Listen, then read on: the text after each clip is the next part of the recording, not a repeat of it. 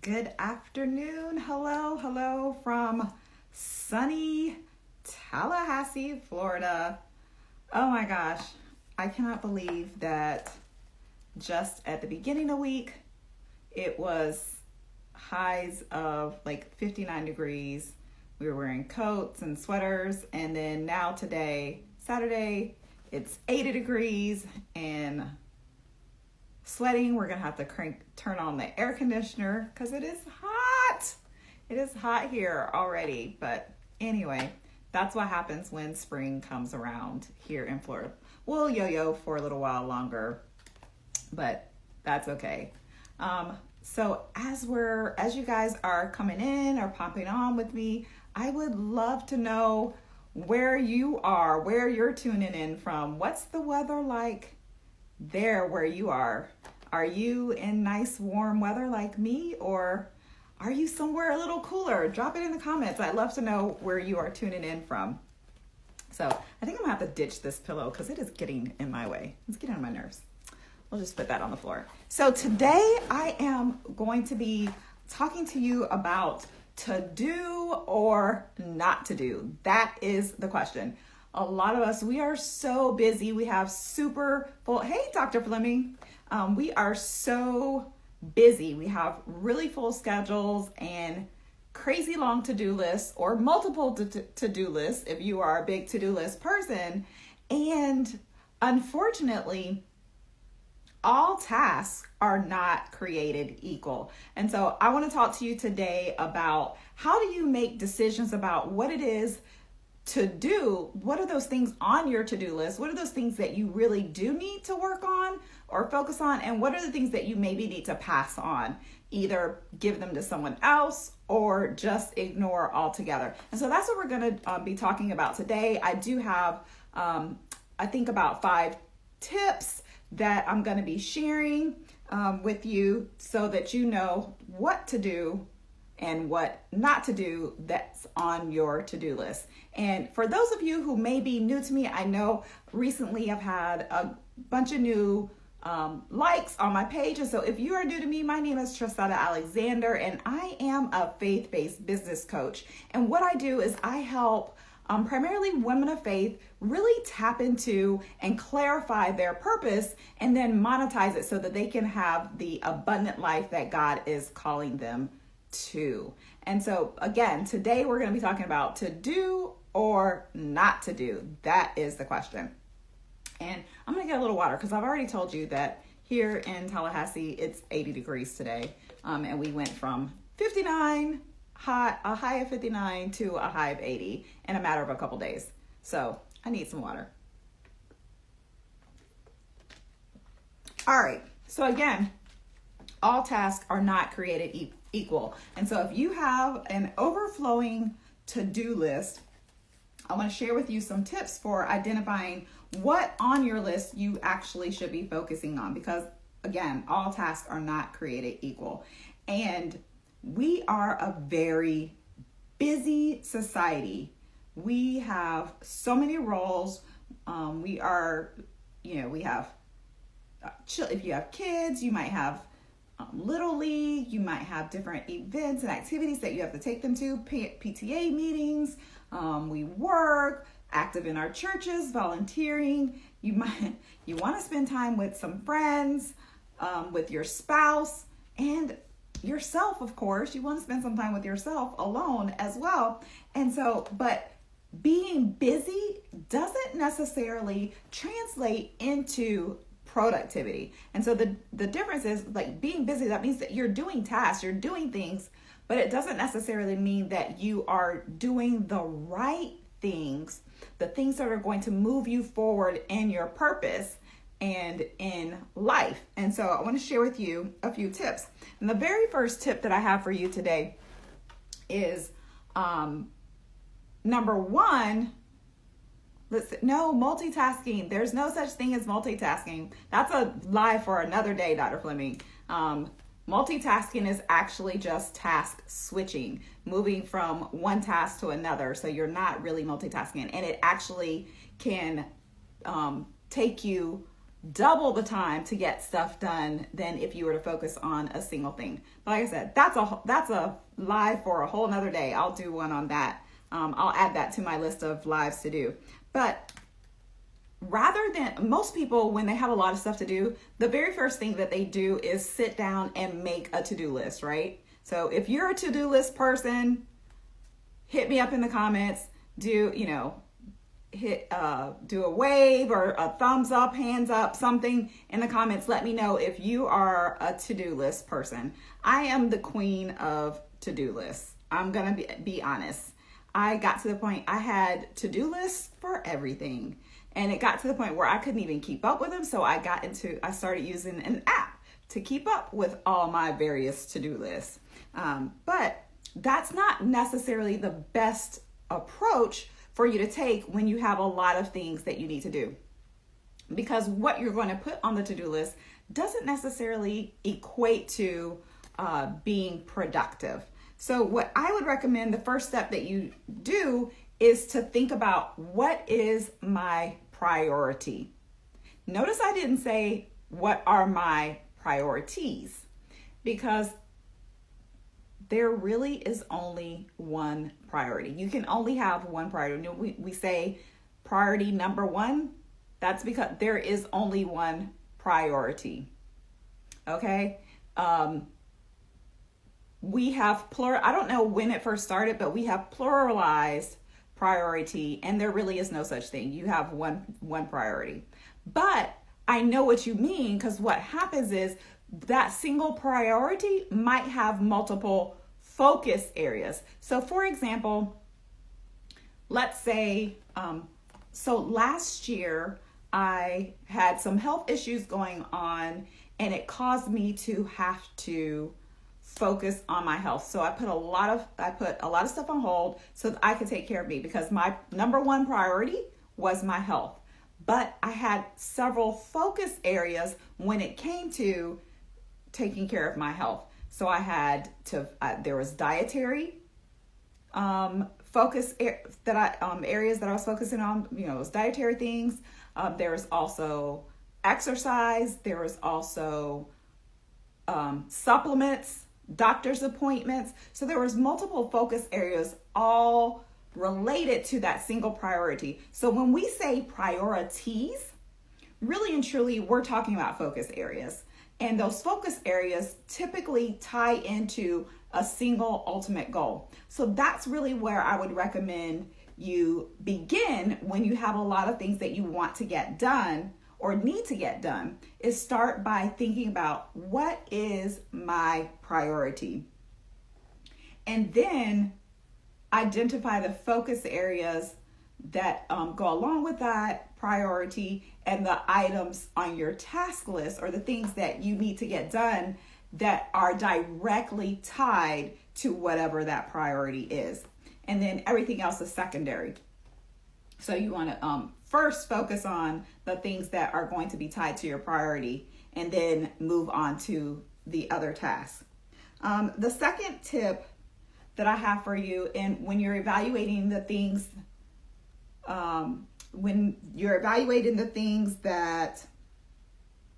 that need to get done, is ask yourself the question, am I the best person to do this task?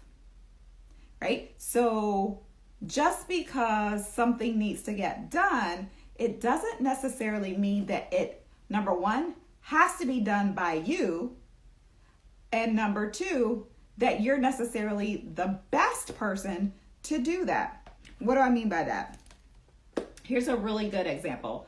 Let's say, think about it this way. If you were, whatever your hourly wage is, so if you're salaried, break down your salary to an hourly wage and think about what your hourly wage is. Let's say that you make $25 an hour, and you have a task on your list that if someone else were to be hired to do that particular task, they would make, say, minimum wage, so $8, $9, $10 an hour. Well, it might be better for you to pay someone that minimum wage to do that specific task so that you are then freed up to work on something that is more in alignment with where you're trying to go and more in alignment with your purpose, more in alignment with your goals and that number one priority. It doesn't mean that you can't do it. It just means, is that the best?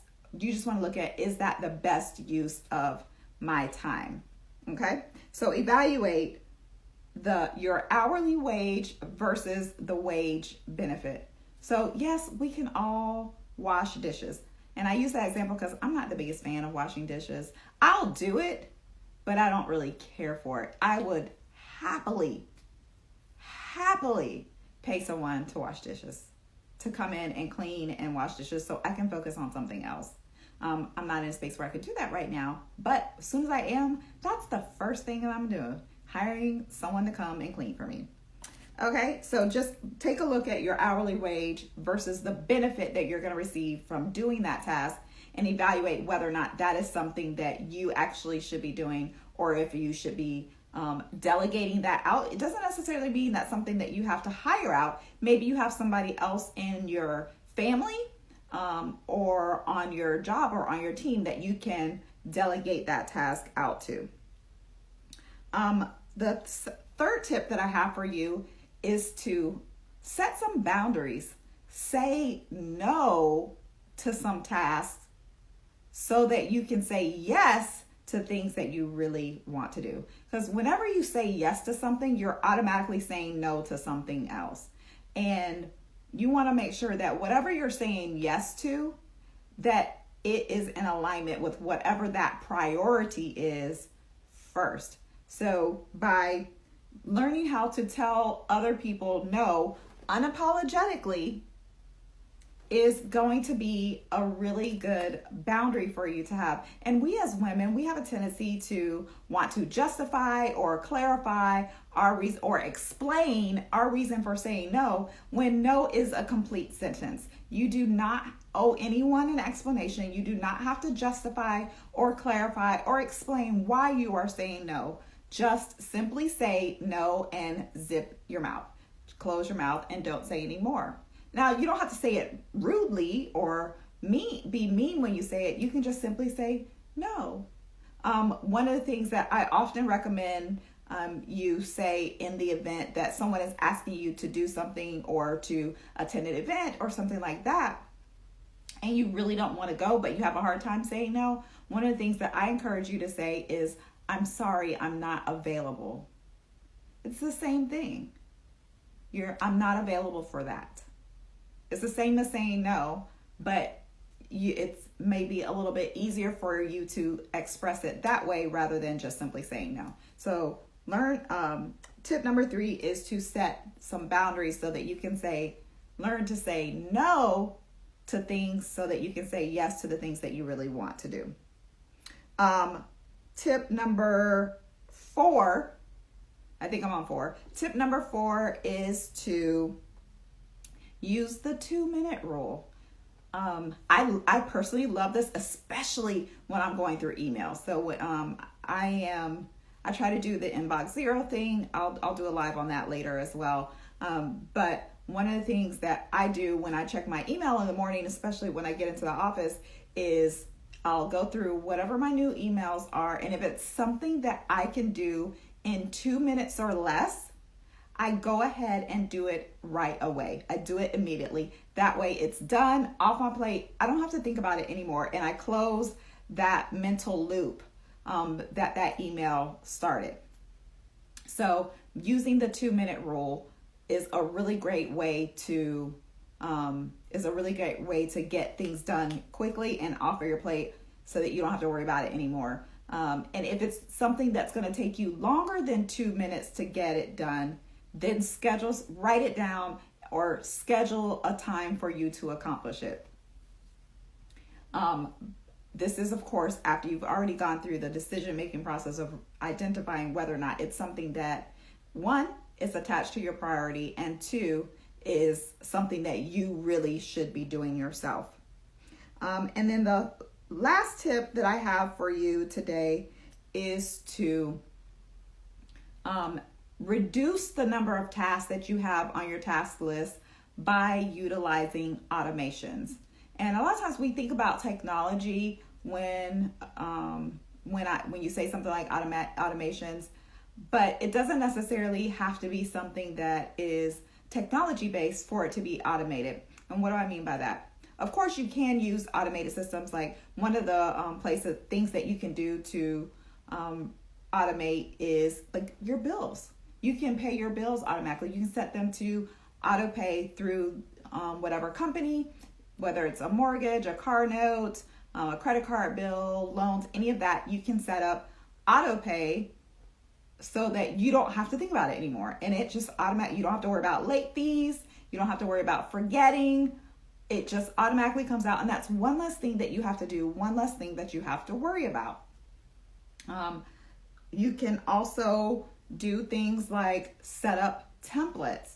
One of the things that I was doing is I'll have a couple like Word docs with emails that I send out pretty regularly, or letters that I have to send out regularly, and I can just copy paste. I use that as a template, copy paste it, and then make whatever specific adjustments that I need to make before I send it out to the person I'm sending it to. But one of my coworkers shared with me something that she does, and I was like, oh, I never thought to do that. So I did this. You can create signatures, specific signatures in your email client. If you're using Outlook, it's super easy. You can create an email signature with that template. And then all you have to do is choose that signature and make whatever edits in the email and send it right on off. So that's something that you could do that while it doesn't necessarily remove something off of your to-do list, it makes it easier and you can be more efficient in those repetitive tasks. You can also use subscription services. So for things that, okay, I don't know about you, but I've gotten to the point where I don't really like grocery shopping all that much anymore. I feel like whenever I go to the grocery store, it's all these people and the lines are always long. Like all of a sudden I feel like everyone is at the grocery store whenever I go. And plus when I'm in there, I always end up picking up stuff that was not on my list, even though I'm really a stickler for that. But for whatever reason, lately I've gotten lax and I start picking up stuff that's not on my list. And so I end up spending more than what I really intended to spend in the first place. Well, there's some items that you know that you're going to need. Some staples or non-perishables that you can get on subscription from, say, like Amazon. Amazon is really good for subscriptions. So there's certain items, like it can be toiletry items. It could be your personal items like your makeup, things like that. It could be paper products that you can put on subscription in Amazon for a particular time period. So you get it ever so many months or whatever, so that it's delivered right to you. You don't have to worry about going to get it. You know you're always going to have it. Or you can do some sort of delivery service. A lot of grocery stores nowadays have where you can place your order online and then just go pick it up, or have them delivered directly to your home. And that will save you the gas going to and from the grocery store. It'll save you the time from roaming up and down the aisles and standing in line to purchase your products. It'll save you money because if you're anything like me, you start picking up stuff that wasn't on your list to begin with. You won't forget things. How many times have you been to the store and the one thing that you went to the store for, you forgot to get that, but you ended up with 5 or 10 other things and and don't have the thing you went there for. So it'll help prevent you from forgetting things so you don't have to make multiple trips to the store. So you can use automation in very creative and unique ways so that you can remove some of the things off of your to-do list so that you don't have to worry about it and you can focus on whatever that priority is for you. And in that priority area could have multiple focus areas. So Those are my 5 tips. I'll run back through them really quickly. The first was to identify what your priority is and the focus areas that fall under that.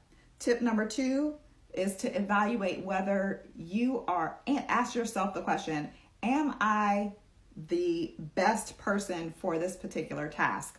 And think here about your hourly wage versus the benefit of that task. Tip number 3 was to set boundaries and learn how to say no so that you can say yes to the things that you really want to say yes to. Tip number 4 was to use the 2-minute rule. If you can get it done in 2 minutes or less, do it right when you think about it or when it comes into your inbox. And the last tip was to cut out repetitive tasks by using automation. So setting up bill pay, using templates, using subscription services, or even delivery services so that you can save time, energy, and money. So these are just a few tips for you to answer that question of to do or not to do. And if you want to do a deeper dive into strategies for better managing your time, so that you can pursue your purpose, I have 2 free options for you to do so. First of all, I have a webinar that I'm conducting this coming Tuesday on April the 9th at 8:30 p.m. at Eastern Central Time. It's called Time for Purpose, and I'm going to be diving deeper into strategies for becoming your life's operations manager so that you can better manage your time and priorities so that you can focus on your purpose. So you can sign up at TrasettaAlexander.com/time-for-purpose. I'll drop that in the comments as well. So TrasettaAlexander.com time-for-purpose. And then if you are here in the Tallahassee area, Saturday, April 13th, so that's a week from today, I'm doing an in-person workshop called Penciling in Your Purpose, where I'll be sharing similar information as the webinar, but it'll be more workshop style where you'll have an opportunity to do some activities to set your schedule and begin implementing some of the strategies and techniques that I'll be sharing with you. And that is a free event. It's on Eventbrite, as well as there's a Facebook event here on my page. I will drop the link to both the in-person event and the webinar in the comments. And you, if you are interested in taking that deeper dive into these strategies for better managing your time, sign up for one of these free events. And that is all that I have for you today. And I will see you again tomorrow. Because remember, for the entire month of April, I'll be coming to you Facebook Live every single day with tips, tools, and strategies to help you pursue your purpose so that you can increase your prosperity. Again, that's all I have for you today. And I will see you again right here tomorrow. Goodbye, everyone.